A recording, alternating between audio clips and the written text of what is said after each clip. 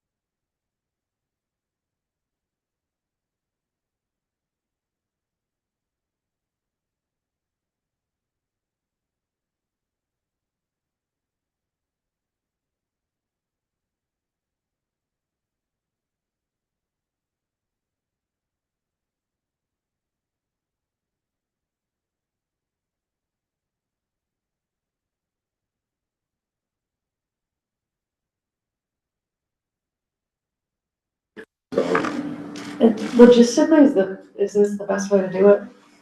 Is there any more straightforward way to do it? that you can think of, or- I would recommend this way. There is a straightforward way of just putting that free cash directly into the school budget, but then, then it's gonna get spent, at least this way, going into the reserve fund. If they don't need it and don't request it during the year, it's gonna stay with that fund. Yeah, it's like Rather a than- They stabilization. promise it'll be last dollar. Last all, yeah. I remember the So- voids That that makes it's sense. going into their base, right, for Right. something that may or may not be. To me, I see it as your margin of error, they can't go into a deficit, so this gives them you're looking at basically 1% of the budget. It has all the positive attributes of a stabilization fund. Yeah, So what do we want to do with this? And kick the can down the road is an option. I recommend finance committee approval, or recommend approval of Article 9 appropriation to the special ed reserve fund. Before we finish that up, is there any more discussion from anyone? Okay, I'll take the motion. Phil just made the motion. Anyone want to second that? All those in favor say aye. Aye. Opposed, abstained, that passes. Thank you. Next one is appropriations for SPED for fiscal year 2027. I've got nothing to add, really. Any discussion on that one? I mean, I would just repeat the hesitation that I shared when we discussed the school budget. I don't want the school committee and the schools to make a habit of, I want to keep these funds for truly unanticipated expenses, and it bugs me a little bit for it to be a kind of anticipated, unanticipated as a way of, I would have rather they just asked us for a little bit more money. You're singing everybody's song. But with that noted again, for the record, I'd be happy to make a motion if there's no further Is there any more discussion. discussion? I Is do like- that common in other towns, the way they're hitting the reserve fund prior to needing it, really? No, I mean, it's not terribly common. The idea is like something like a student moves in mid-year is the idea. The only sort of exceptions to that would be in a case like this, where say you had 4 or 5 students move in the middle of the year, and you had to plan for the next budget, and we couldn't put the full $1 million built into their actual operating budget over the years. And within 1 year, you could say, we're planning to use our special ed reserve fund for 1 year to basically phase the money into your operating budget and give the rest of the operating budget a little bit of breathing room. So if there's a one-time real big bubble, this could soften the bubble. But other than that, it shouldn't be planned for expenses, because that way you really are just subsidizing the operating budget. Right. To Mark's. If they did this every year consistently, that just shows their special ed budget is too low. It's just an adjunct budget. And does the state, will they look at this? Will they comment on it? Are there audit implications? From what I've seen, the special ed reserve fund doesn't have the same type of bad taste if you use it compared to like your general stabilization fund. It is a fund that's planned to be spent, just you're not sure when. Yeah. It's actually, it is technically called a reserve fund, not a stabilization fund. It acts the same way as a stabilization fund, but the state titled it a little differently. Anybody else have any comments? Yeah, just wondering how do we communicate the concern about this?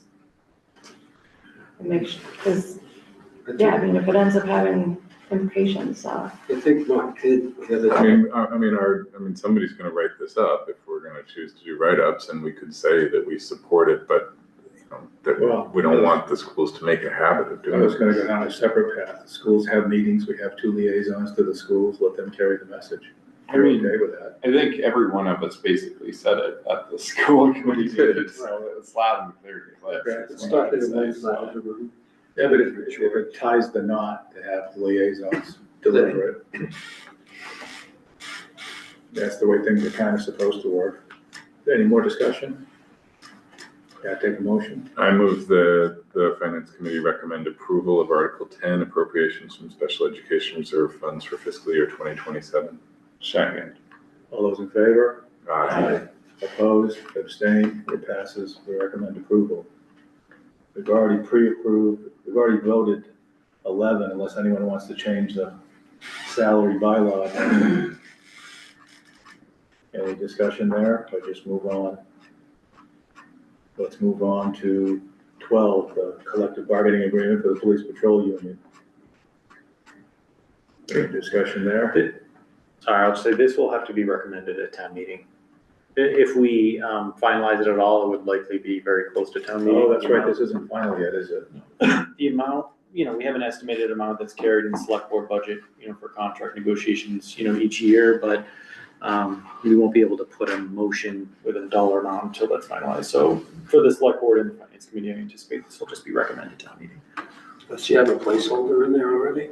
Yeah, Oh, that's good. yeah. So should we make a motion to recommend at town meeting? Unless there's more discussion, yeah, do that, please. Okay, so moved. Second. All those in favor? Aye. Opposed, abstained, we're gonna recommend at ATM. Operating budgets, I can't imagine we won't approve our own budget, but do we want to talk about it now or talk about it later?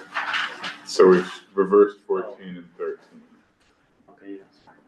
Oh, sorry, I was going down my list while I was reading it. So 13 was the operating budget.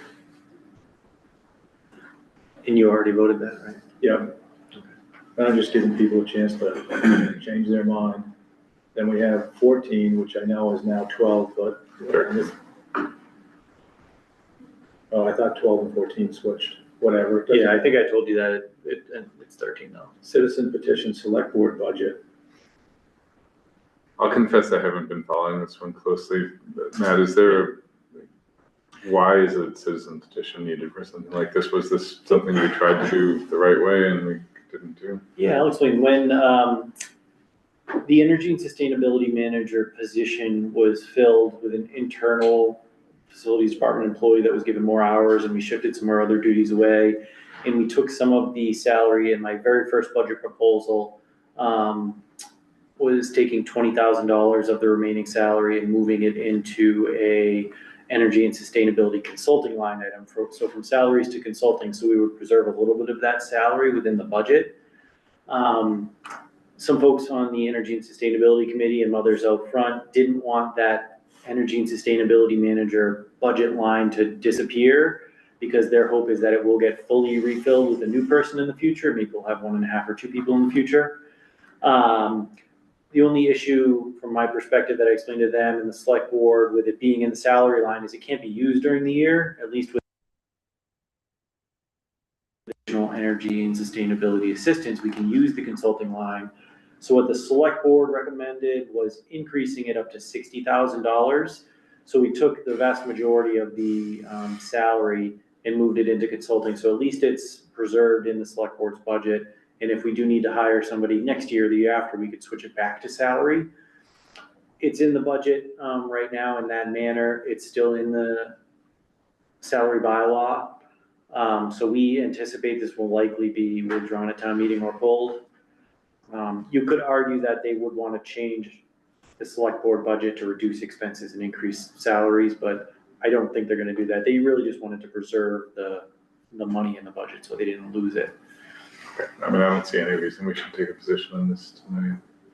Actually, I would vote against it. I mean, in general, I would vote against all citizen Yeah, I would petitions. Sorry. vote no as just, Well, So is the Logistically, this is- 60,000 is in the budget that we voted on, but it's in there as consulting, so it's in there somewhere. Yeah, it's Basically, it'd be consulting services. Correct. So what happens if this passes? It's another 60K or no? No, I mean, the way this is worded, it's a little. I view this It's ambiguous. I view this as a war between symbolic and performative. To fund the position, yeah. I mean, this is performative, this is symbolic. They would really have to make a motion that clarified what they meant by fund the position. As it is, it's not really worded correctly, quite frankly. I think my question is, this, a citizen's petition to change the budget on the floor of town meeting, to me is just chaos. and I don't like it at all. So I would actually want to vote no, just hopefully we don't see this kind of I stuff. mean, I don't know. my personal opinion is to vote no, only because I think the opposite of this, which is split it up where you can spend it, actually gets you more bang for the buck and Yes. attacks their real goal. I think it's more important to not set a precedent that we budget this way. That to me is the bigger point. Well, there's lots of stories you can tell when we vote no on this. But that's why we have a town manager, town staff to kind of figure out how to address what the town wants to address. Yep. And I don't like seeing citizen petitions for budget items. I don't like citizen petitions at all. Make a motion, Karen? I make a motion that we recommend not approving the Second. citizen petition. Before we move on to that, is there any more discussion? Want to make sure everyone's heard. Okay. Who seconded it? Thank you. All those in favor say, we're recommending no, right? Yeah. All those in favor say aye. Aye. Opposed, abstained? So we're recommending disapproval.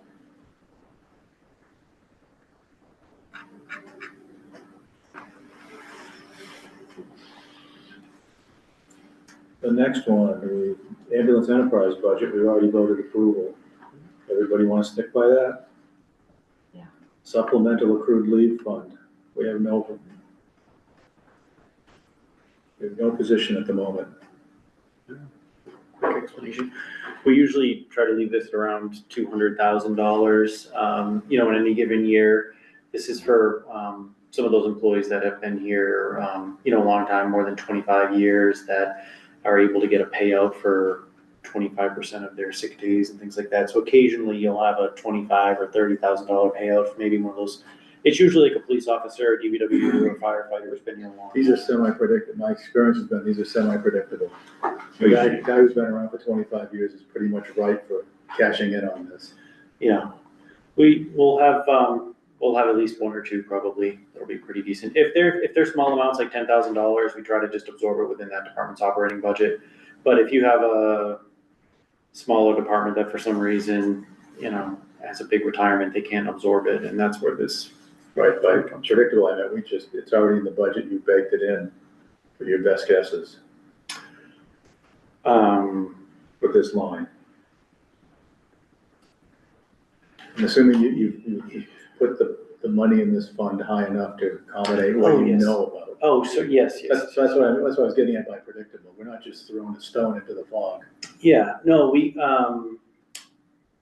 yes, the 200,000, we're very confident we wouldn't spend all of that in 1 year. With just 140,000, we could get close to fully expending this in 1 year if you had 4 big retirements all at once, but we definitely would not spend more than 190,000 in 1 year. Anybody have any comments, questions, or discussion? Take a motion. Oh, is someone asking something? I move we recommend approval of Article 16, supplemental accrued leave fund. Got a second? Second. Thank you. All those in favor say aye. Aye. Opposed, abstained, recommend approval. And just for what it's worth, for Vincent, some of the numbers, it's been $50,000 going in, I think, for the last 4 or 5 years at least, and that's always been enough. So the amount remaining in there has fluctuated a little bit, but the 50,000 has sort of been like offsetting 2 retirements a year. So this isn't a new article. I just wanted to clarify on the record. Oh, yeah, I remember doing this with Victor. Yeah, it's been on for a long time. I don't know how much the amount has always been, but 50's been the last few years. OPEB has a fixed amount by policy. We voted to recommend approval last week. Shawshene Tech High School feasibility study funding, which I want to say was in the order of $60,000 something. Yep, 61,427. Anybody have any questions or discussion on that? Do you want to say anything on that one? Or? Sure. Tony McIntosh, the superintendent of the tech school, came to the select board's last meeting and gave a little overview of the project, what it's looking like long-term. For those of you that aren't as familiar with the MSBA project, you have to apply typically year over year to get in, and then the MSBA accepts usually 10 to 15 schools per year into their, what they call their pipeline, out of the 30 or 40 applications they get. And this is really for new school construction or major renovation construction funding. Once you get accepted into the pipeline, there's several steps in the process. The first is a feasibility study. So before they'll officially accept you into their funding category, this is basically the first step. If you get through it as a community, this is really a show of community support by funding the, $1 to $2 million feasibility study. Thankfully, we have a very small portion of it, being only 5% of the student population. So this process will take probably a year and a half. A little bit of a simpler process, being that the tech school and their current site, because they're not looking all around town. My understanding is they're just looking at their current campus. So really two options: a new construction on a portion of their existing campus, and/or a renovation addition of their current building. So the feasibility study phase should be pretty simple. But this is for the feasibility study itself, right? That's what this is for. That's what this is for. It gets more expensive later. They did say the real rough estimate was in the range of 350 million-ish. Yeah. There probably would be some amount of reimbursement, 30 to 60%, ballpark it at maybe 50%. Really rough numbers. The state would pay for quite a bit of it, but you're talking a big chunk. Even for Bedford, we would have to pay 10% of that cost. So We get invited to play. there'll be more bites at the apple though. Is that 10% of the students are Bedford? Is that what drives that, or? No, thankfully for the feasibility study, they only charged us, because they had discretion on this, the roughly 5%, because that's based on our actual student population. But the MOA, when the tech school was put together, is that the minimum any of the sending communities could pay is 10% for capital. So when the actual building gets built, we're gonna be paying that 10%, whether we have 1% or I guess 9%. for planning, they kind of have to. It's gonna make the fire station look cheap. Yeah, We gotta drum up some students. yeah, it make it worthwhile. Actually, that's a good, I love your tech school. I wish we sent more kids there. Totally. This feasibility will be done next year, and assuming they do the work next year, would that mean that the build-out budget will come the year after, or? Yeah. Year after would that be? They didn't specify whether they would have their estimate by next year, if it would be the year after. I'm leaning more towards probably the year after that, or maybe a special town meeting partway through, because usually you don't want to lose momentum. So whenever they finish that, whenever the next town meeting is, whether it's next annual or more likely probably the special town meeting next November, they would make their request. And do we have placeholders for all this in the? We don't have placeholders for a Shawsheen capital project like in our capital plan, because this would likely be a debt exclusion. One, they've been applying for years and they just got accepted, I think, within the last couple months.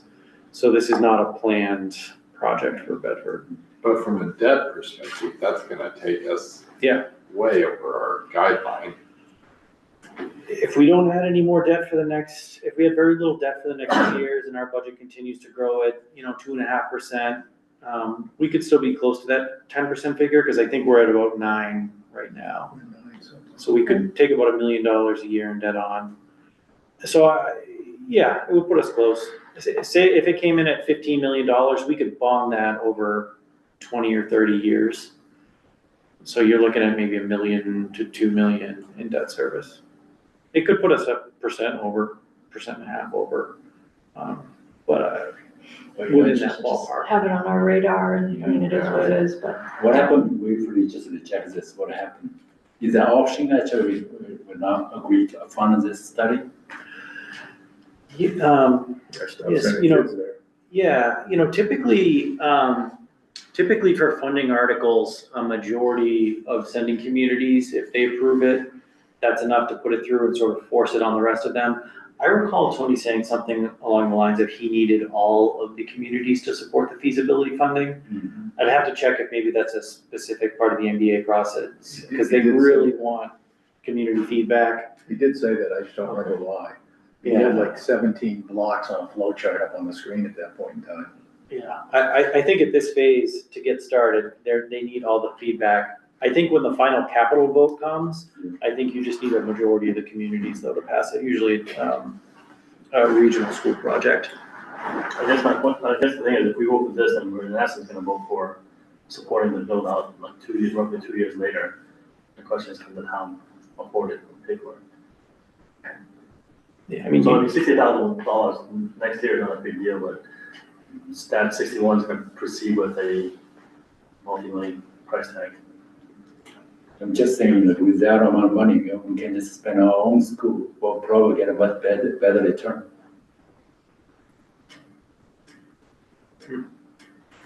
Is that right? I think Without vocational, $50 million. I think investing in vocational tech is important. I know. But 150 million isn't what we're being asked to pay. We're being asked to pay 10% of what the total price is minus what the state funds. So say the total price is 350, Yeah. and the state funds half. We have to do 10% of 17.5, of 175, so it's 17.5. 70 millions. Right, which is not gonna build you a school. We spent 12 million on just renovations a couple of years back, and those prices have gone up to the roof. yeah, we would never really be able to locally offer the same types of programming, because they have probably 15 or 20 courses that they offer, and we might only have 1 or 2 students in each different program from Bedford. If it was only 1 or 2 programs, yeah, we could recreate that, locally, but, the way our students are spread out across their programs, Can you remember, there was a school in a really bad position, like bad state physically, that it definitely needs to be It's, rebuilt? I've walked through it, it's got some issues. Nothing's been done in the 50 years since it was built. That's a lot. Right. Yeah, it's all been cosmetic. So like cosmetically, it looks beautiful, but they said every time like they open a wall or like heat and electrical issues, plumbing issues, those are the types of things that they have been running into frequently. I mean, where I am on this is, I don't know what's gonna happen, but I like this school, so I'd let it play out and see what the real numbers are gonna be, because as I said, I was making it up, but Tony had a lot of blocks in his floor, what needs to be done next, and some of them were really high blocks, like get all the participating schools to agree on roughly the same date in the election if they want this done. Wow, that's a high bar. Does the school committee weigh in on this? Did they look at this? Well, there's a regional school. Yeah, we have 2 Bedford residents who are on the regional school committee. Sarah Dorr is one of them. Yeah. Our local school committee did not weigh in on this as far as I know.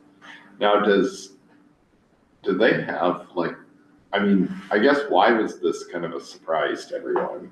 Because clearly they have known for a while they were planning this. So do they have like a capital planning process or something where it's almost like, I almost feel like there should be more, it should be built into part of our kind of budgeting process. I'm just thinking about how do we manage this?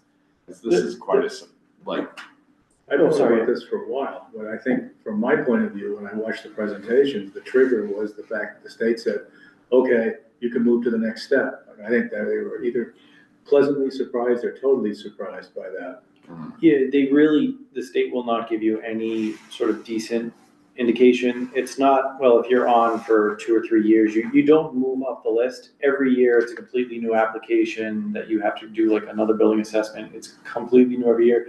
Some towns, particularly gateway cities or folks that have 100-year-old schools, and they apply, they might get in the first 4 years. Some towns have been applying for 12, 14 years in a row for this, and they never, every year, MSBA reassesses based on what applications they get in. So you could be applying for the 15th time, and if Fitchburg with a 100-year-old school applies for the first time, they're gonna get one of those 10 spots. But that happened here. You remember way back when the high school was about to not be accredited any longer? I don't remember. Yeah, it was about 15 Was years my ago. fault. High school was gonna, yeah, but the high school was gonna That was not, long gone. high school went through various steps, boiling down to next year, if you don't do something, we're not gonna let you accredit, which means kids can't go to college. And that got us up on the list like that. Oh, no idea. I mean, I think it's reasonable to, sorry, go ahead. No, go ahead. I think it's reasonable to be playing this out and looking at what's coming ahead, but I don't think we really need to debate whether or not we should fund this 61,427,000. It would be Yeah, only one other. reckless to not support I it. agree, but I'd let the discussion go on because I think it's important that everyone in this room know what's coming up. Yeah, and just one other thought, if we can, because it feels like I don't know, is there a better way to ensure that we have visibility into what's going on here? And I don't know what the answer is, And we don't have to figure that out now, but just something to keep on our radar. If you really want a deep dive, I can invite Sarah and the gentleman whose name I never remember, who are our school committee representatives to Shawshene Tech. They're Bedford residents. Maybe at some point, but I don't know. Yeah, right now. there's basically, two things, if I Sure. could. There's one big, step in the feasibility study process where they do their sort of initial looks, and then they break it down into like 3 or 4 categories from least expensive to most expensive, like regular renovation, renovation addition, and new school. I think the MSBA requires you to look at all 3 and cost them out. When that report will be made publicly available and have some public input, that would be, the next best opportunity for us to sort of weigh in if we have a recommendation, say the renovation addition is only half as expensive, what gives them the space they need, the finance committee, the select board could take a position at that time. But then that's really the next step where they focus finishing their feasibility study on, one particular project. Once the project gets through to the funding phase, it's not uncommon that a community or the override doesn't pass, that things don't go down. So I don't want you to feel like it's 100% guaranteed that if you fund the feasibility study funding, it is sending a signal to the MSBA and Shawshene Tech that you're generally supportive of the school project. But it does happen in maybe 10 or 20% of cases where you can't get all of the sending districts in the region to approve it, or just a regular single community gets the number back and they can't afford it. They have to go back to the drawing board. You do get kicked back to the beginning of the MSBA process again, and they have to 5 or 10 years later do it all over. But it does happen, every year or two, one of these goes forward, and then It's the antithesis of what I will call Moonan's Law. We have a former select board member, Bill Moonan, and he had a law which was if the town pays for the design study, we bought the building. Because that rock's gonna roll downhill. yeah, This is 90% the of opposite the of that. But yeah, This is the opposite. there's nothing binding about this. I just want to make that clear. And at what point do we know enough to have a placeholder in the capital plan? You don't have to answer that now, just send that. I'll stick my neck way out. I'm gonna say, trust in the assistant town manager who knows everything. I mean, I think regardless, we need to be very conservative on bonding over the next few years because On the border. we're very much on the We're border. getting Yeah, try close. to keep it at like 8.5%. Now, we have some stuff falling off over the next 3 years, right? It's just a clear. But that could have impact on, back to capital, that was one of the things Amy was saying, is she was relying on that for some new things. Yeah, like the high school's falling off and, But she was planning to road replace properties that falling with. off. in Well, we the always capital do. plan. Whenever Well, there's, but now, if that's, we have this, that's a how does moral that vacuum, impact? right? Yeah, we have a great new model that we worked on. We could plug, say, $1 million per year placeholder on this with our current debt schedule and with some of the increases that we're hoping to give them and see what that's doing for our bottom line. We can do that That's a very easily. reasonable place to start, I think, so we have it on our radar. Yeah, it'd be helpful I feel like, to know that before we, move forward here. It also helps us kind of condition the town that it's coming. And Yeah. mitigate the surprise. You want to vote on this at your next meeting or a town meeting? Have we warned I'm ourselves ready to out make a on, motion. hang on, are we done with discussion? I have a question on the process. You said we've done the feasibility study has been done before they apply for funding to the board. They're in the process now.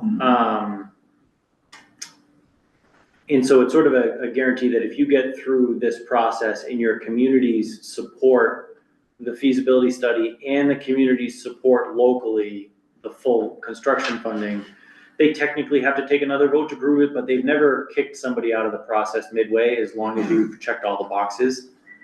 So we're already in the queue. Yes, yeah, we are in the queue. Okay. With the tech schools. Any other discussion?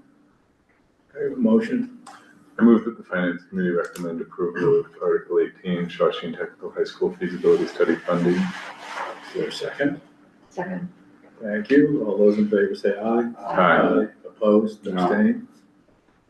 I would rather wait until we understand what's going to happen with our capital Is budget. that opposed or abstained? No, that's opposed. Okay. So let's recommend approval. The Accept the Hero Act.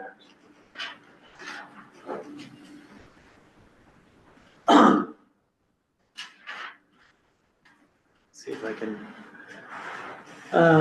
So this I wasn't is, sure where to go with this. yeah, I don't have much data other than what's written here. See if I can, so it's allowing for an annual cost of living adjustment to the statutory real estate exemption amounts for qualified, disabled veterans. This is basically disabled veterans get a tax break, but I was unclear on some of the details, like clauses 22, this, that, and the other thing. Yeah, oh, so they get a different amount of money based on, I think if they're, blind or fully disabled, or it's a surviving spouse of a deceased veteran.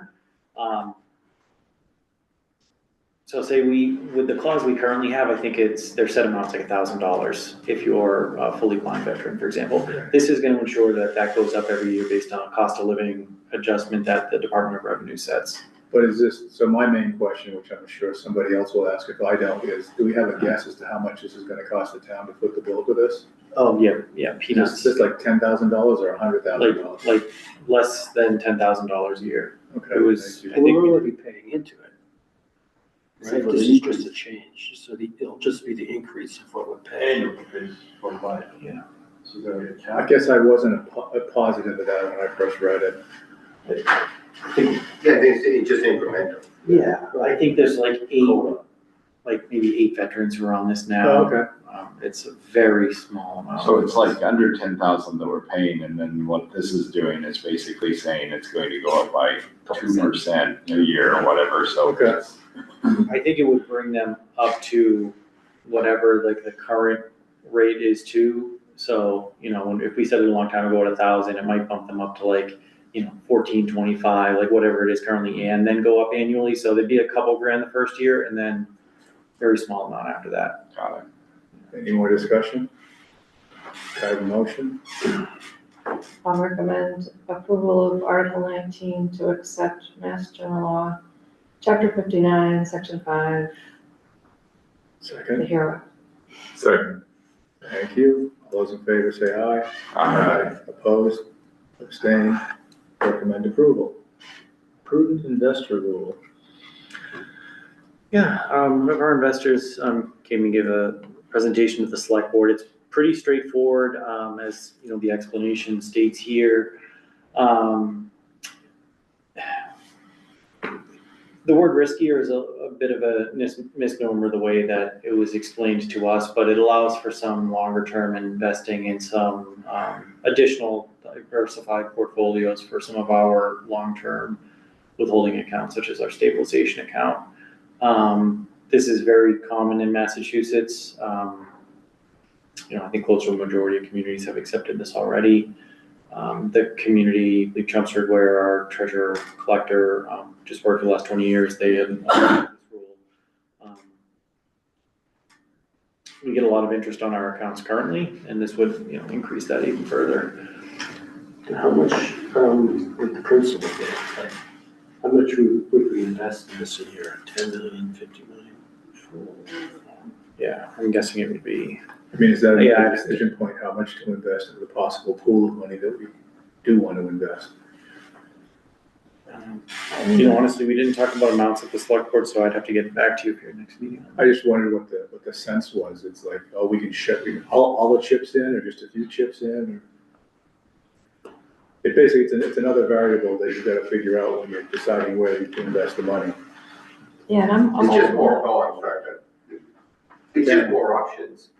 I'm old enough to remember the Right, times some municipalities were almost bankrupt by bad investments gone bad, so this makes my happy. So this is more structured, actually, by accepting this rule, Yeah. the investment will be more prudent, stricter than what we are doing right now. Is that what it means? Yeah, no, prudent, it's kind of the opposite. Opposite. But so it's for trust funds, including cemetery perpetual care. And then there are a few other small funds that are allowed. You know, Crypto, right? I'll share the PowerPoint that the select board had on this from the investor, and we could have him on a call for your next meeting. He did a really great job of explaining it to the select board. I really just couldn't do it justice because it's not my area of expertise, so I don't even want to try. Who's behind this? You said an investor. Well, no, our treasurer collector, but we currently have investment advisors who assist with like our borrowing and our investing. Oh, so it's I see. Yeah, it's not like a private thing, it's through like our same municipal folks. The thing I'd that like stood more out, information before. thing that stood out to me was alternative investments. It's a very broad category. Yeah, crypto, this kind of thing, yeah. Private equity A funds. private active fund. If you Yeah. invest in private equity, you're tied up for at least 3 years. But, I mean, this isn't a policy, it's just saying, yeah, we could do this. Or you could say just 2% in alternative funds, or no percent, right? Correct. Basically. Yeah, this is just an option, just an acceptance of the law, it doesn't require you to do anything in particular. Yeah, I'd like to understand more than we should be done, to be honest. This is unfair, but what does our new finance director think of this?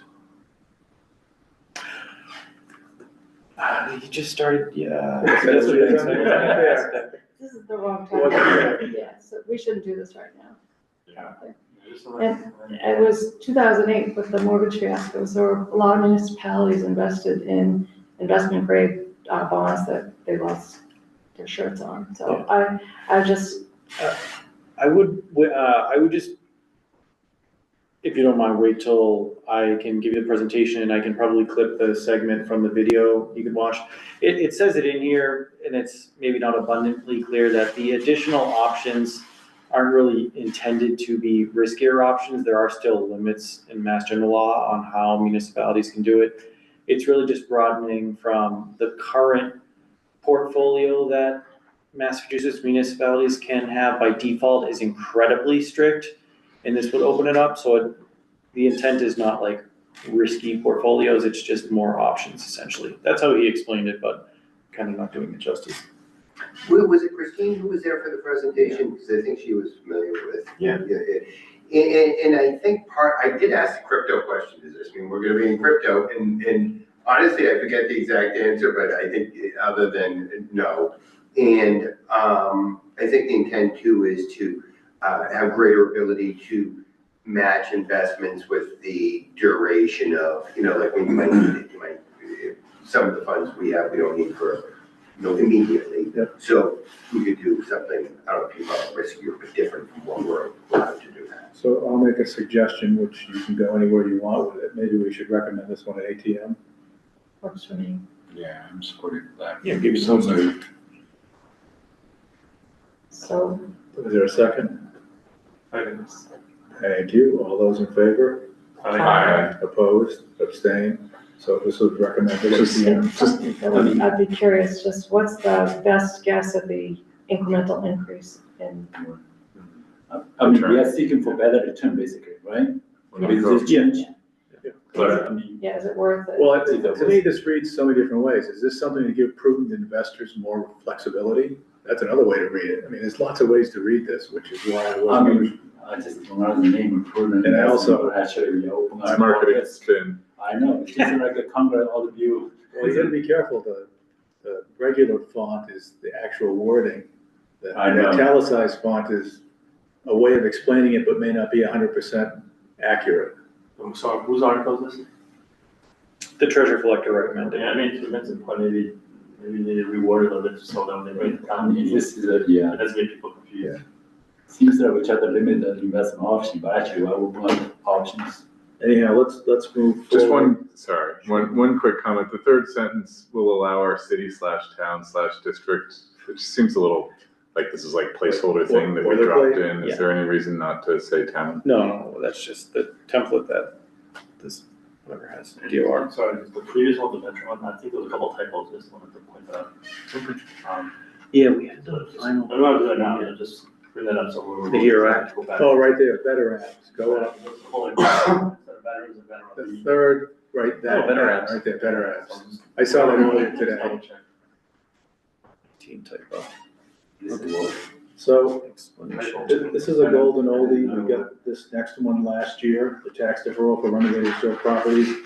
The proponents, if I recall correctly, withdrew it to work on it. They've worked on it, it's come back.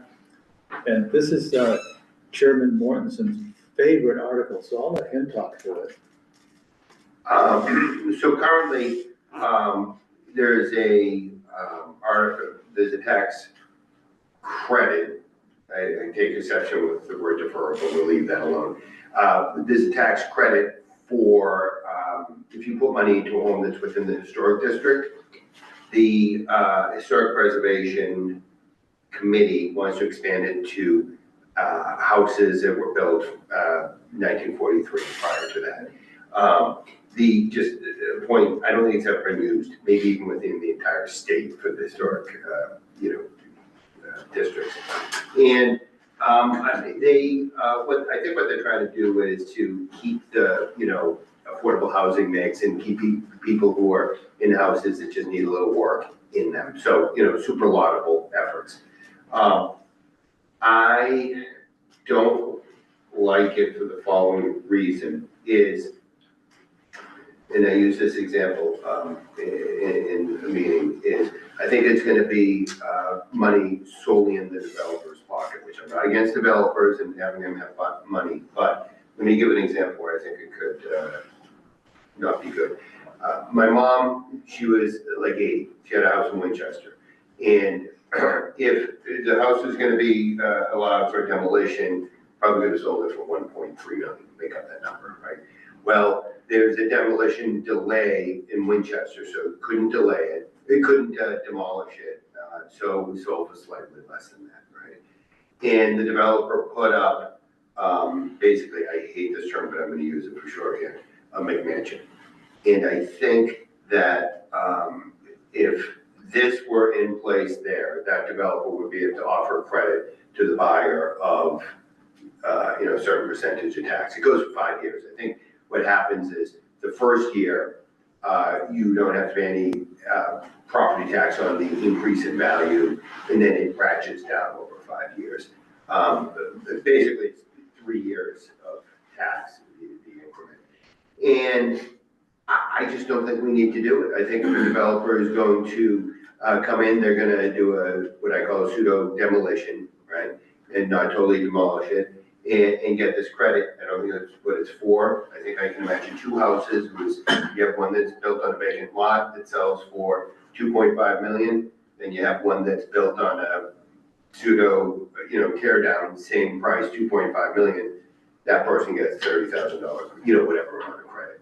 So I just don't see it. And then conversely, not so much keeping, the developer from getting that benefit is, I just plain and simple don't see someone sitting on a house saying, I'm gonna put $50,000 into this house for a credit that's gonna be peanuts, really, at 50,000 increments. So I don't think it's gonna accomplish what they want.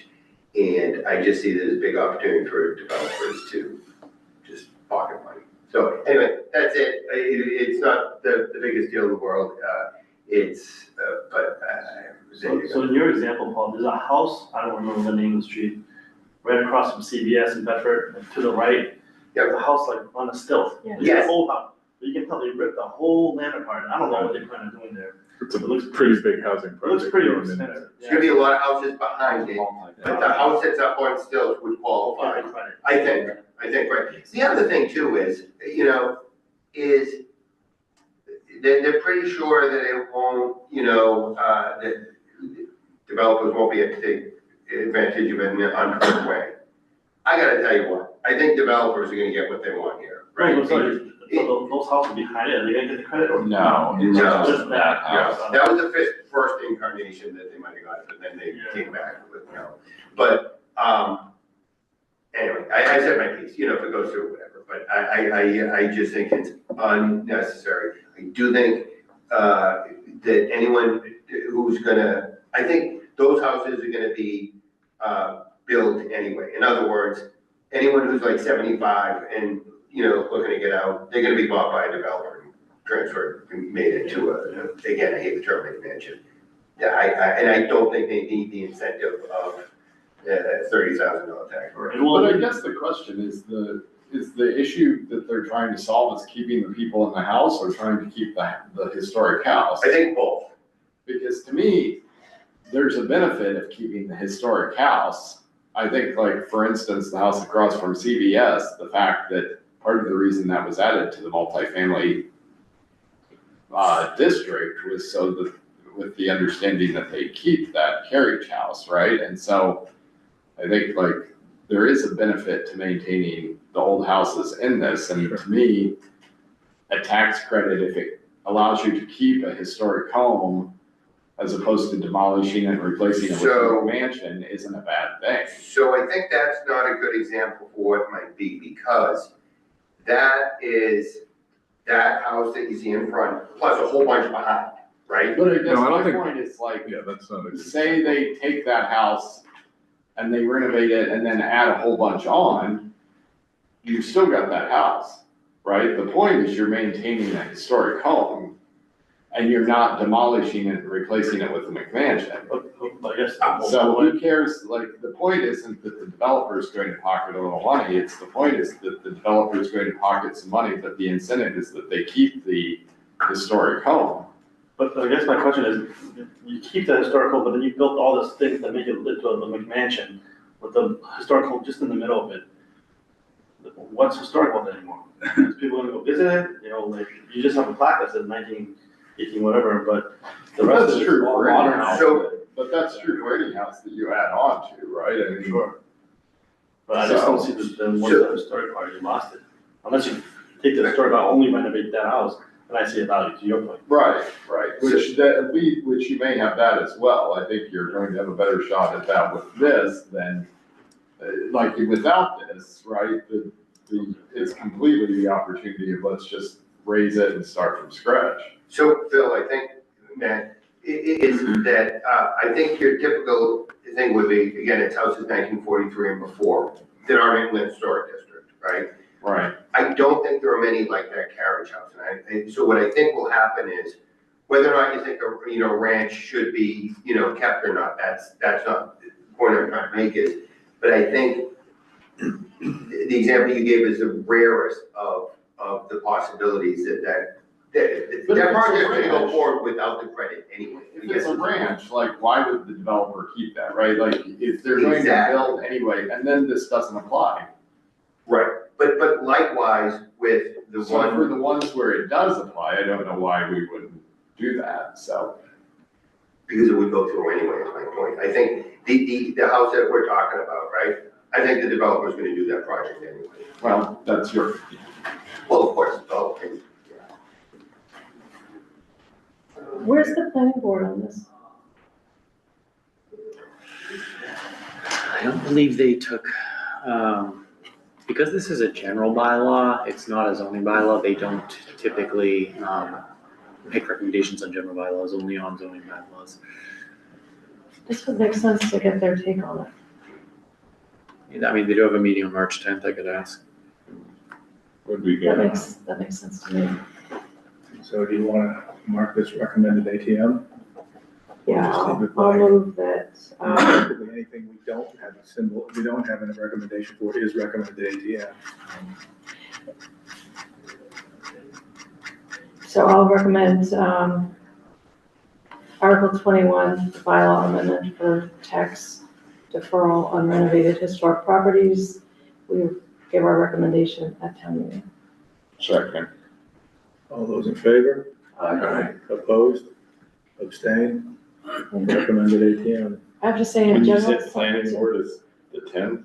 Yes. This seems like a ton of work for, like really overcomplicating something and not, it's obtuse for what it's trying to do. Well, if you remember last year, No, we were all so- shaking our heads coming out of that meeting because it was so much detail. Yeah, it's a very obtuse for what it's trying to I'll do. do the same thing, yeah. But there's a Probably list. better way to get at the goal. I'd be interested in that. So was the bylaw committee came up with the changes? No, this was independent from the Charter and Bylaw Committee, it came directly from the Historic Preservation Commission. 100%.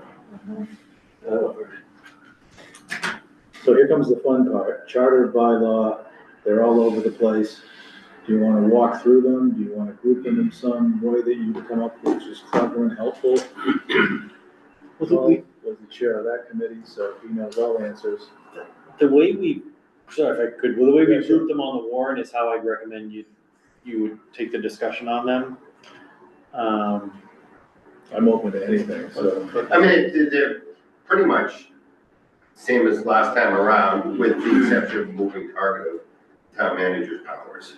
So, you know, the big enchiladas are moving, town meeting and, town election. And then it's still a moving target on the town managers. So these were just bulk lifted out of Last time. STM and showing up here in ATM. Yeah, and I think there are a few additions that, Because I can't do the deltas in my head. by reading. yeah. I can talk about the one or two things that have changed. Yeah. So you guys want to go after it that way? So on these, if we have another situation like we had at special town meeting where one gets approved and the others don't, how does that work? So the way we have them worded, or the way we have them structured now is if the first one fails, we'll recommend withdrawal of the second. So Article 22 is charter amendments specific to the town meeting. If this fails, Article 23 is the general bylaw specific to the town meeting only. So it would just be Article 23 we wouldn't take action on. So Article 23, Article 22 passes, we'll go to Article 23 and get it cleared by the bylaws as well. 22 fails, we'll pull 23. Same thing goes with 24 and 25. It's the charter amendment for the election. That passes, we'll fix it in the bylaws. If it fails, we're gonna pull the next one. So but you don't need the election to pass. Technically, If say like town meeting passes, but then the election fails, that would still, it wouldn't get wonky. correct. Yeah, there was actually one resident who recommended, well, maybe town meeting would be okay moving, but I still like the town election date. Okay, we were moving both just to keep it consistent. Our focus was only on town meeting, really. The election was just to keep it consistent. No, and that's fine, that's just, I'm just trying to think about like, if they get approved and then not, or not approved and approved, and like, yeah. Yeah, no, the election date and town meeting date, in some towns it's actually flip-flopped. There's no rhyme, reason, or necessity for the election date. So do you want to go after these in some kind of bulk fashion, or do you want to walk through each one? What's your pleasure? I think we covered them exhaustively last year. The changes are quite minor. I don't think it merits a lot of discussion. I don't have any need for discussion on these. Now, are these all final at this point? I can bring you through the one that is not is, lives 28. The charter bylaw amendment substantive, which is, oh, no, that's general bylaw. The charter amendment substantive, which is the town manager's appointing authority. There's a couple words that we have to wait till the next select board meeting to see where they're gonna come down on that. But everything else here is final. Let's just get to elections. And I can just, oh, here we go. Article 26. The language here regarding the library director's appointment, there was a recommendation at the public hearing to include approval for town manager's appointments for department heads for which an elected board provides policy direction. So that was something that after the Charter and Bylaw Committee finished its work, Paul and I had a follow-up meeting with the Board of Health. They had recommended, rather than just the town manager consulting with them, they wanted approval authority over hiring a health director. Paul and I were amenable to that. That came up in the public hearing. That's in this draft. The library wanted full appointing authority over the library director. That's what the charter and bylaw committee had recommended. That's what's in here right now. Although at the last public hearing, the library trustees submitted a letter that they wanted appointing authority over all employees of the library, or some similar language that school department and library department employees would be out, not just the director. That was new language, not reviewed by the charter committee, not supportive, I think by myself personally. And so that's where I think the select board are gonna have to make a decision at the next meeting, but it's down to very few word changes there, I think. So this is probably gonna have to be recommended ATM. Let's wait and hear how. Waiting for 26? And all of them or Not just all 26? of them. But I didn't hear you with the vacuum. You saying Let's wait on all of them. Okay, anybody else feel that way or have a different The opinion? first two we could act on, right? Was it 22, 23? The election and the town meeting date will start, yeah. what other areas that you need more information on those first four, Karen? It seems like this, got some moving parts, so I'll just wait till it's ironed out. I mean, there's moving parts in 26. Yeah, there's only one that has moving parts. I don't really care what we do, I just wanna make sure everyone's heard. That's all right, I don't have storm.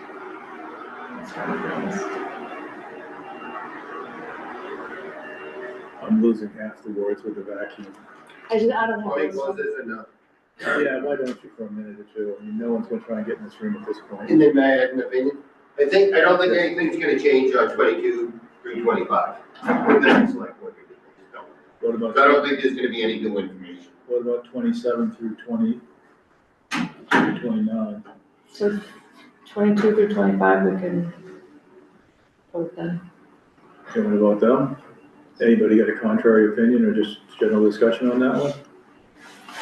So, I move that we recommend approval of Articles 22 through 25.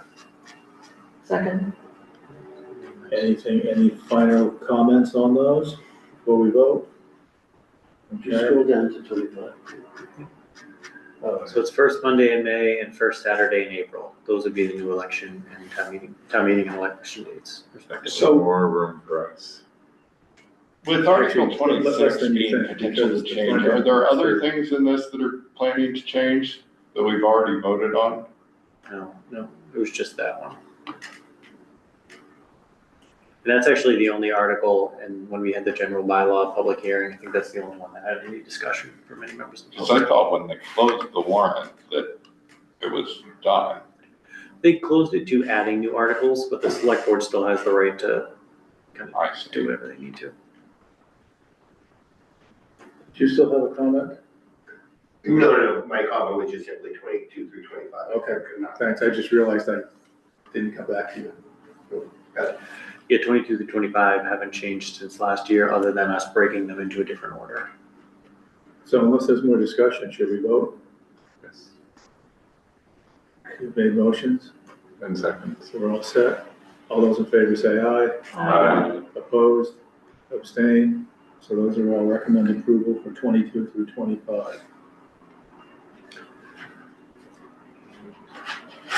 20 to 26, we're gonna talk about later. Recommended town meeting. You wanna make these recommended ATM or? So 27 is just the clarifying and formatting. Spaces, capitalization, Oxford commas? yeah, United States Constitution, so the, If you're confused as to which constitution you're talking about. Any change from last time? no change. Not in the charter, these are just the clarifying ones, no changes there. So I think 27. So this is 27 through 29, because then we get into zoning.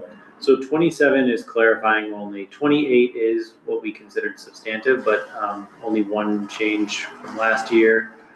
I don't know if you want me to review the ones that we've already talked Why don't we about. go one at a time? If 27 is purely housekeeping, then does anybody want to discuss 27? Looks fine to me. Yeah, There's these- a motion. I move that we recommend approval of Article 27. these are just- Second, second, all those in favor? Aye. Opposed, abstained, Recommend approval 27. Did you want me to quickly walk you through 28? Sure. So these are the somewhat substantial general bylaw changes. This is just a town council legal change, officers of the town, public hearings being required by these bylaws, not legally required because that's a different statute. Changing the posting period from 7 to 10 days and getting rid of it legally. Because previously, public hearings used to get posted once in the newspaper one time and then they're gone, but now they're posted 24 hours, 7 days a week digitally. So the sort of amount of visibility they get is a lot clearer now and standardizes it with the date that's in a few other places in the bylaws. This is just for public hearings for business that we decided as a community we want a public hearing on, like there's a few examples in our cheat sheet, which I don't have in front of me, but if we're gonna kick somebody off a board or committee because they haven't attended any meetings in the last 6 months, we have to hold a public hearing. That's a local bylaw public hearing that we, burden we put on ourselves. That's the date this is talking about. State law for planning and zoning issues has its own public hearing processes. This doesn't affect that. It's just for those one-off, like a dog hearing, if we, had a dangerous dog, having it be 7 days would also let us address it a little bit quicker than having to wait 10 days. The CapEx, this is clarifying that they will review projects funded through the general fund. This is somewhat important because I think anyone who's been on the CapEx or followed their meetings, there's questions every year about which projects they review and which they don't. Some examples are community preservation funds. The Community Preservation Committee, they have a whole separate committee established, a whole separate funding source. Projects being in or out of the CPC plan don't affect whether a project can be funded through the capital plan or not. But often, new folks, when they come on, they'll, it's a question, should we not? It's still a capital expense of the town. Same thing goes a lot of times, we're talking about adding an enterprise fund in town for water and or sewer. If and when that happens, you'll have money that can only be spent on water sewer things. So when we need to replace a pump station, whether that gets funded or not will no longer affect the capital plan, which trucks, which roofs, which schools. So, and the other thing that comes up sometimes is grant funded projects. If we get a grant for, to put solar on the roof of the school and it's fully grant funded, should and does the capital committee have to vote on that? It's kind of just nonsensical if we have a separate funding source that's not going to affect the rest of the capital plan. But without that language, it just says any major improvements to town property need to be voted on by the capital committee. No, I don't think that's really the intent. So this would just clarify that. The housing partnership and the housing trust are being merged into one committee because both of them are struggling to get a quorum and have, I think, only maybe 5 out of their 7 members there, or 4 out of their 7. So we basically kept all the duties but merged them into one committee, merging them with the housing trust side because the trust is the one that actually has the money. The housing partnership was just an advisory committee. And, quite frankly, they both had a similar mission of promoting and supporting affordable housing development in town. Can we pause for a second? Sure. Let's go back to Anytime. the capital expenditure committee. CPC, I think it's the law that it has to be its own process, right? Isn't that part of the state requirement to fund CPC that it has to have its own process? It has its own revenue stream, which we can't really monkey with, and that's why we can guarantee that the debt will always be paid, because the revenue stream can't go away. So so not having that part of, The way I would explain it is that the state law is the minimum that you can have, and you are right that a project can't be presented to town meeting for funding unless it has the recommendation of the CPC. So that's sort of what the state law says. So this wouldn't, or the current process wouldn't circumvent that, but I think currently right now, there's been questions in the past about whether, and even this committee or the CPC, how much oversight should you have or, into their process. As a municipality, we can always have extra layers of requirements in our general bylaws. And I think with the ambiguity here, it sort of creates an extra layer of oversight from the CapEx committee on the CPC, potentially, if the CapEx committee wanted to try to exercise that. Yeah, I would rather see them have more visibility than less. Have they approved this, the CapEx committee? They've reviewed it and discussed it. I don't think they took an official vote on it. And again, it's not really I respect whatever this committee wants to do. The intent is not to be taking away authority of things that they have been doing. It's really just clarifying for them. So when new members come on and existing members are on, 10 years from now, people know what their role, really is. It doesn't prohibit either the finance committee or the CapEx committee from making recommendations on it. It's just no longer a requirement. This can be helpful too for bonding. When we bond capital projects, the rating agencies ask if this is actually the most important point. They ask if your project has been approved through your capital plan, and they want to see the CapEx committee report from that year. And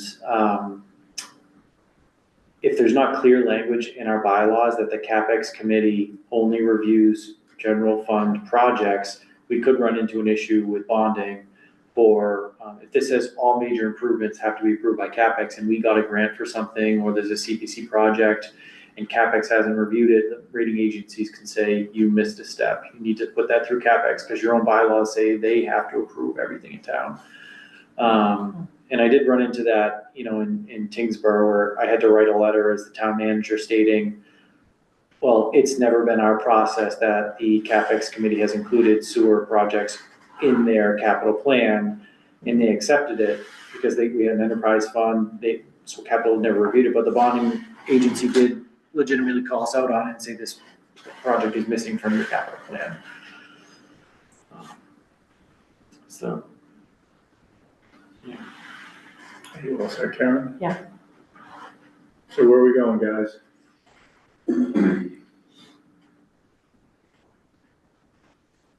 Let me go back to the last one I don't have any recommendation for, and see if we can take a running start at this. Sure. 26, which is charter amendment substantive.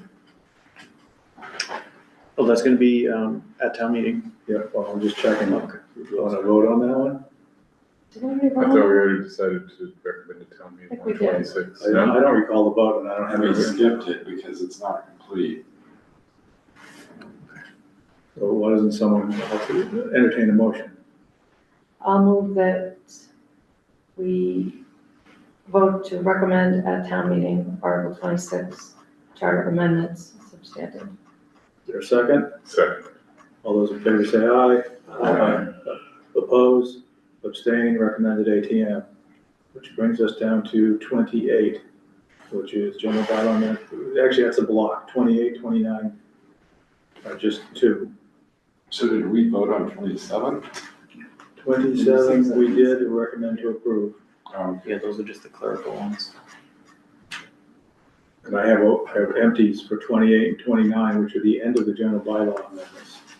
29 is an easy one if you want to take that first. That's just the punctuation ones, clarifying and formatting for the bylaws. Anybody have any heartburn around that? Entertain a motion? I'll make a motion, we approve Article 29, bylaw amendments clarifying and formatting. Second. Thank you. All those in favor say aye. Aye. Opposed, abstained, so that one's recommended approval. Then there's 28, which is substantive general bylaw amendments. There's just 2 or 3 more in here. The Historic Preservation Committee requested to go down to 5 members, again, to help make it a little easier for them to get a quorum.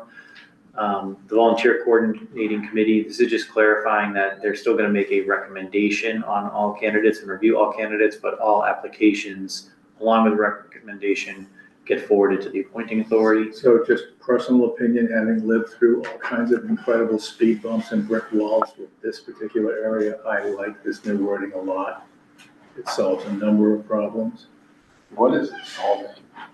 Because it seems to make the volunteer coordinating committee There were a Plus number relevant. of blow-ups over the year where VCC did something and FinCom wanted something else, and at one point, all of VCC quit over the matter. It got interesting. Basically, you can't appoint anyone they didn't recommend to you. So they could hold back essentially an application, and it would essentially, I think the intent from what I can tell from the whole VCC charge is that they're to promote and recruit candidates, and then, review and make recommendations on candidates. With this current language, if they wanted to, say, fill a board with a certain folks, pro fire station versus not pro fire station I see. candidates, they could just literally withhold the applications and only give you the ones that are on there. That's where the 60-day thing came in, which actually was exercised at one point.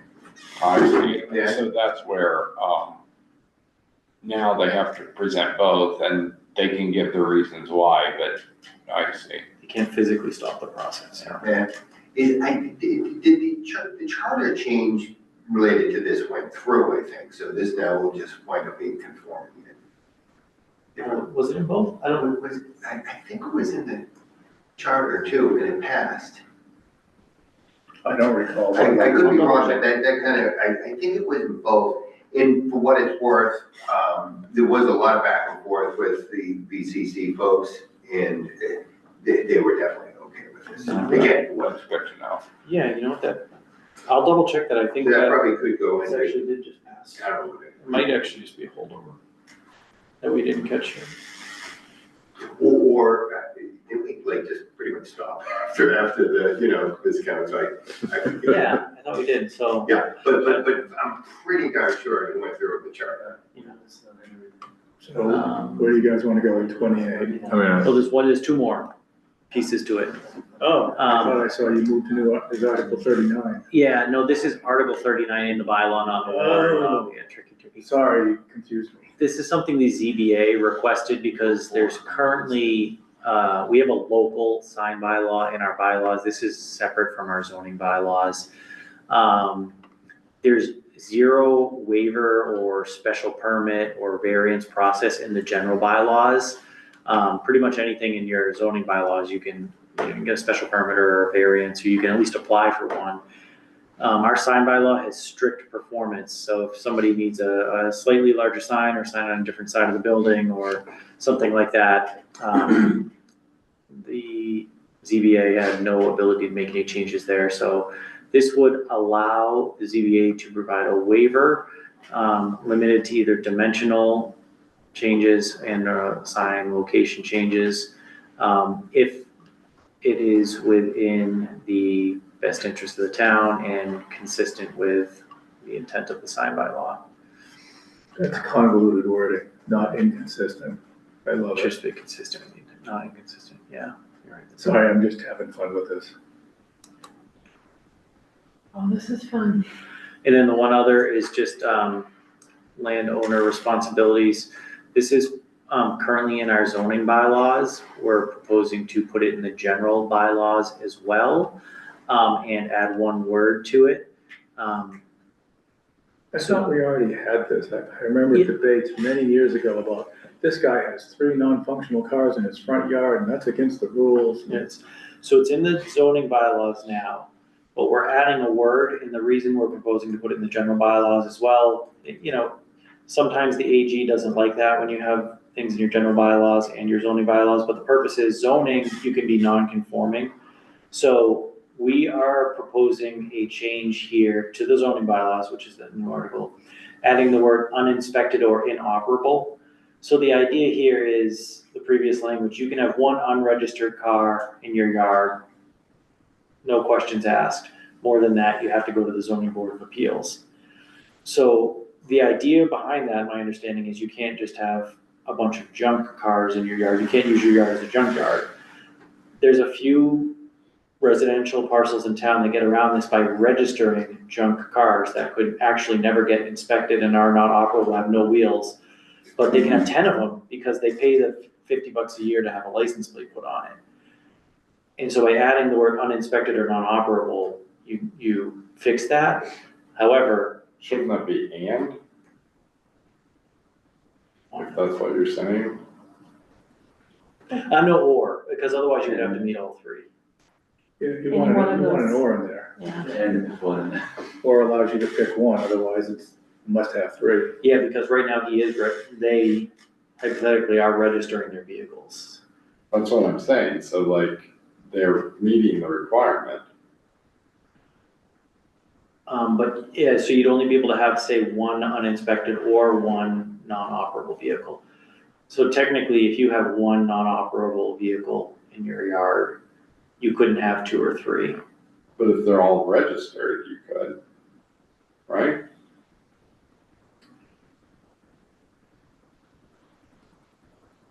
One I unregistered. thought I understood it. Now I don't. No, I think I get your point, Phil. You're So saying that you're it should be saying or. unregistered and uninspected or non-operable. Yeah, I see where you're going now. Could we just add the word one unregistered, or one uninspected, or one non-operable vehicle? To make it abundantly clear. And council did look at it, she didn't have any comments, but I can double check. I guess this is I'm not an English teacher, so.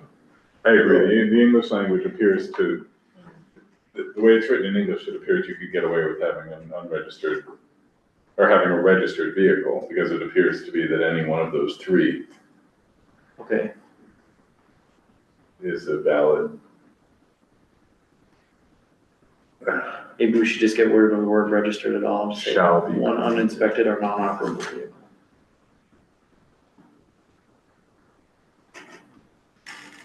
Yeah, this can be fixed, but I it's see gonna what you take mean. some thought. Okay, well, I like your proposal, get rid of unregistered, because then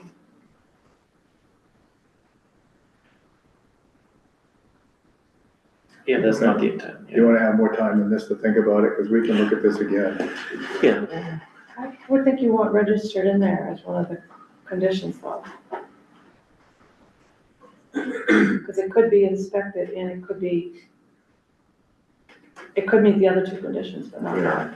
yeah, you don't want three Yeah. vehicles there. Okay, I have one unregistered, one uninspected, and one non-operable. What are you doing? Right? We need Emily Mitchell back. She's the English. All right, we're gonna table this. Yeah, I mean, For this all is, town this council. doesn't need all of us. So that says That's the that only 28 is, Recommended town meeting. is this 28? So I get a motion for recommended ATM for 28. so moved. Second. Second, thank you, all those in favor? Opposed? Abstain? Okay, so this is recommended ATM. Mark, if you try to take the bike path home, you're gonna get a $20 fine right now. Sorry. Yeah. I'm gonna make the bold proposal that for 30 through 32, I get Mr. Fields in here next week if I can, to talk to us about zoning. Yeah. Does that work? Yeah. We've already done 300th anniversary, and then bills of prior year are always our ATM, so we should just vote that. Somebody wanna make a motion for 34? I move that for Article 34, the Finance Committee recommends approval at town meeting. Thank you, sir. Is there a second? I thought we voted on this last time because we said this was typically indefinitely postponed. We can vote it again, just so. Yeah, I don't have any Yeah. notes to that effect, so I figured doing it again was harmless.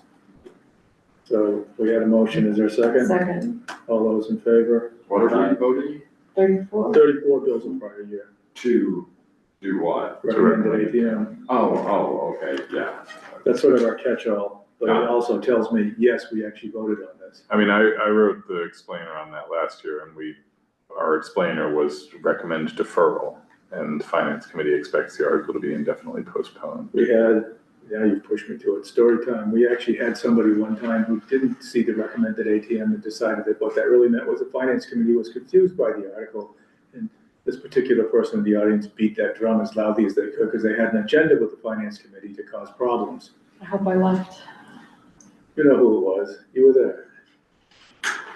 So anyhow, You just never know where it's coming from. we have Yeah. motion made and seconded. All those in favor say aye. Aye. Opposed, abstained, thank you. Recommended ATM.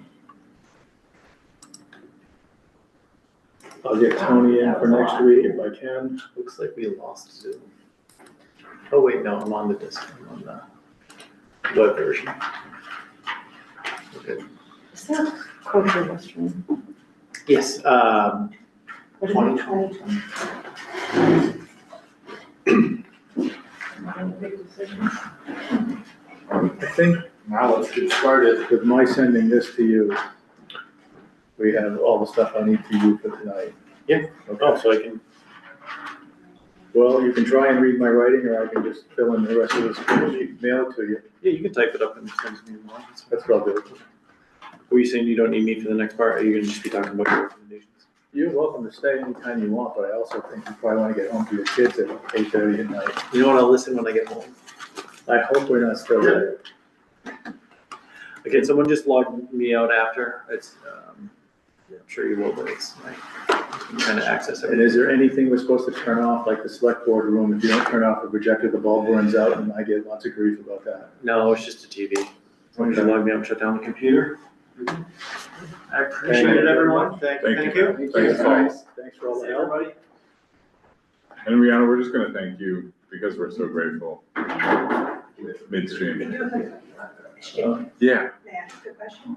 Oh, yeah, always. So number 4, I did not think you guys voted, number 4 revolving last week. I thought you pulled it out. I have it listed as recommend approval, Okay. so that could be my So I mistake. had the note that it was pulled out because there were gonna be potentially slight changes for DPW and one other thing. And so it got pulled for that reason. Does somebody remember I that do discussion? remember that, yes. Because I remember having little notations about it's gone, it's back, it's gone, it's Right. back. But it was So pulled should we out. just, vote on it now so that, Sure. This is revolving funds expenditure. You want to make a motion? Yeah, it wouldn't hurt to make sure Karen's back. Just wait a minute. But I just wanted to We can mention that move I it. did not She's have not that gonna care. in the list from I- last week. She's not gonna care. I think it's a courtesy. I'm pretty sure she's the one who pulled it. Well, then let's I go said do hold. something else. Review model. I'm gonna suggest that maybe we don't need to review the model tonight. You're back. I think we touched on it just first thing. Right, I just did. Karen, Rihanna just reminded us that we hadn't voted on Article 4, revolving funds expenditure limits last week or 2 weeks ago because the DPW number wasn't clear, which it is now. So is there discussion needed on Article 4? Or should Do we have discussion? Can I have a motion? I move that the Finance Committee recommend approval of Article 4 revolving funds expenditure limits. Second? Second. All those in favor? Opposed? Abstained? Recommend approval. Thank you for catching that. Did we miss anything else? Eagle eye, Rihanna. I know, really. So that brings us to, oh dear God, this is long. This is my least favorite time of the year, given the work I give to my printer. I'm looking for the minutes. We don't print them at work? No, I never print stuff at work. Let's see the- let's see the- Where are the minutes? I don't have the minutes. I have them here, I can project them. Yeah, if you would, I had them in this pile, but because this pile is so big, I mean, I reviewed them earlier, I was deeply impressed and grateful by the thoroughness here and they are. clarity At of the them. top. Yes, these are fantastic. yeah, I move that we approve the minutes. Is there a second? All those in favor? Aye. Opposed, abstained? Just a quick comment about actually, sorry about that, actual tax increase. Right, like, back to the model, I think they also updated a little bit, the actual tax increase, I think from last year is going to be, Is this in the minutes somewhere? yeah, I think there's a number mentioned in the minutes, but. Yeah.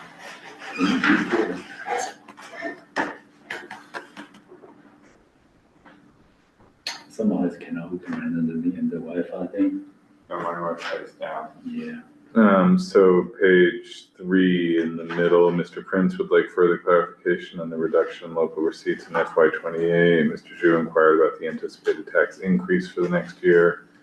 Says the budget should remain conservative to minimize year-over-year increases. I think there's a mention about a number 4 point something in the notes, What notes? or the meeting notes. I only see the word increase appearing twice, just in that. Yeah, I'm not seeing it, which is why I'm wondering where it is. But I thought I saw it, but anyway. No, I just don't happen to see it. Increases. Well, you're actually searching, right? I am, but No, it's just, it's unlikely you'd miss any instances if you're searching. if we're definitely searching for the word increase, increases are increased, but it might have been. Okay, now what about it?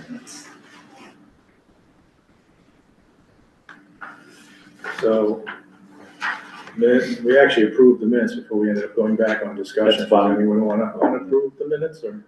Okay, so Yeah, minutes yeah. are approved. Meetings attended. George? Phil? No. Karen? Mark?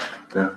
I went to select board and you heard everything that went on at select board meeting, except for the part where I almost fell asleep because it was so unbelievably boring talking about charter stuff for so long. Tom? No. Vincent? Nope. No, I already said no. Motion to Motion adjourn. would, I think we should talk more about that select board meeting. Could you tell me more I don't have a big enough headache. so- about the charter amendments? The Motion to discussed? adjourn. Actually, I was asleep, so I couldn't. We got the second.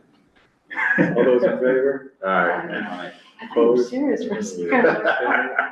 No, he wasn't, but I was just trying to get him to move. I'm taking it over from Mark. Thank you all. Who Thank seconded the? George. Thank you, George. I had nothing to do with it. I could go all night. Meeting adjourned at 8:39.